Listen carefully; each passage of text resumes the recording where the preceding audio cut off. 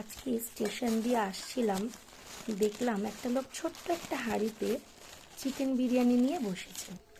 তা আমি ভাবলাম ছোট্ট মানে এন্টারপ্রেনার, তাকে একটু সাপোর্ট করা উচিত। তাই 50 টাকা দিয়ে আমি একটা চিকেন বিরিয়ানি নিলাম। বললো 1 পিস চিকেন থাকবে, একটা আলু থাকবে আর রাইস থাকবে। তো দেখা যাক পরিমাণটা কতটাই আর দেবে 50 টাকায়, তাও লেটস সি। কালারটা কিন্তু দারুণ, তবে চকচক করলেই তো সোনা হয় না। দেখি টেস্টটা কেমন। পরিমাণটা ঠিকঠাক,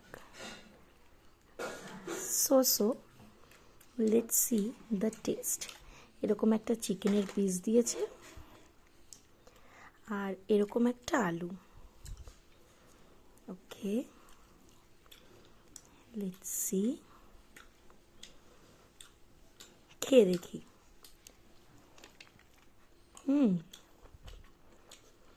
নট ব্যাড। আর একটা পেয়েছি, ইটস গুড 50 টাকায়।